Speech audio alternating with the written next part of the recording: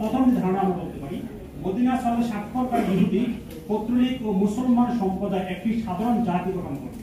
অর্থাৎ যখন ওই আরবের মাঝে এত বেশি বিদ্বেষ, যুদ্ধ অবস্থা, প্রতিহিংসা, এত অরাজকতা চলছে, জাহেলিয়াত চলছে, সেই সময় রাসূল সাল্লাল্লাহু আলাইহি ওয়াসাল্লাম মদিনা সনদ প্রতিষ্ঠার প্রথম ঘোষণা দিলেন যে এই যারা এই মদিনা স্বাক্ষর করবেন তারা যদি ইহুদি হয়, পৌত্তলিক হয় বা মুসলমান হয়, সকলে মিলে একটি সম্প্রদায় মিলে, সকল সম্প্রদায় মিলে একটি সাধারণ জাতি গঠন করা হবে।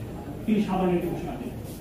দ্বিতীয় যে বিষয়টি সেখানে ছিলেন যে এই চুক্তিতে স্বাক্ষরকারী যে কোনো সম্প্রদায় যারা এই চুক্তি স্বাক্ষর করবে, এই সম্প্রদায়ের উপরে যদি বাহিরের কোনো শত্রু আক্রমণ করে তবে সকল সম্প্রদায় মিলে তাদের বিরুদ্ধে মোকাবেলা করা হবে। চমৎকার সনদ তৈরি করেছে সেখানে। শুধু তাই নয়, পরবর্তী আরেকটি তৃতীয় নম্বরে যে সনদের কথা বলি আমরা, তিনি সেখানে স্পষ্ট করেছেন সব সম্প্রদায় স্বাধীনভাবে নিজ ধর্ম পালন করবে, কেউ কারো ধর্মে হস্তক্ষেপ করবে না। কিন্তু আমার দেশে এখন এটা প্রভিয়া আছে, এই হুজুররা ক্ষমতায় আসলে অন্য ধর্মের উপর হস্তক্ষেপ করা হবে। অথচ 1500 বছর পূর্বেই রাসূল সাল্লাল্লাহু আলাইহি ওয়াসাল্লাম মদিনা সনদের মাধ্যমে প্রমাণ করে গেছেন, ইতিহাস সূচনা করে দিয়ে গেছেন যে অন্য ধর্মের লোকরা থাকলেও তারাও নিরাপদ থাকবে, তারা তাদের ধর্মীয় অধিকার পালন করা তারা।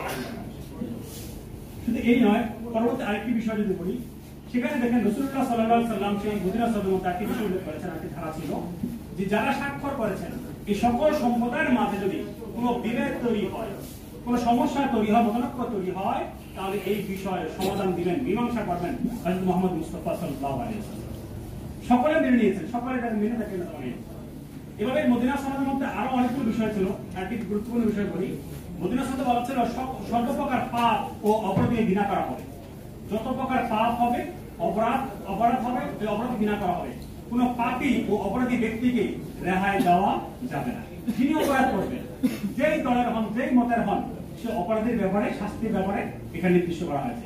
অপরাধ যদি না করে কারো ব্যাপারে ইসলাম পুরো শাস্তি বিধানের কথা সেখানে বলে। মদিনা সনদে আরেকটি বিষয় ছিল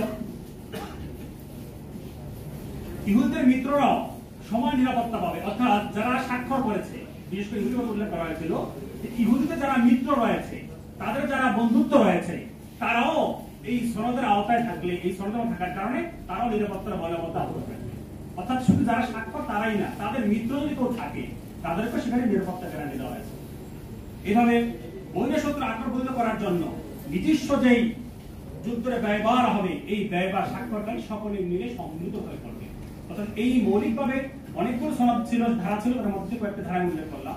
এই ধারাগুলোর মাধ্যমে মদিনা সনদের প্রতিষ্ঠা করার মাধ্যমে যে অর্জনগুলো হয়েছিল সেই সময়, সেই প্রথম অর্জন যদি আমরা বলি, গৃহযুদ্ধ বন্ধ হয়েছিল। সেই সময় মদিনাতে, সেই সময় আরবে এত বেশি গৃহযুদ্ধ ছিল, গোষ্ঠীগত যুদ্ধ ছিল, দাঙ্গা মাহাম্মা ছিল। এই সনদের মধ্য দিয়ে প্রথম যে সাধারণ অর্জন হয়েছে, সফলতা আসছে, সেটা হলো তাদের গৃহযুদ্ধ বন্ধ হয়ে গেছে। কোন গৃহযুদ্ধ তারা পরিচালনা করেনি, সেটা থেকে তারা ফিরে এসেছিল। দ্বিতীয় বিষয় ছিল সমান অধিকার প্রতিষ্ঠিত হয়েছিল। ধর্ম, বর্ণ, বিনির্বিশেষে সকলের সমতা ফিরে এসেছিল, তাদের সাম্যতা ফিরে এসেছিল, তারা সমান অধিকার তারা প্রতিষ্ঠিত করেছিল।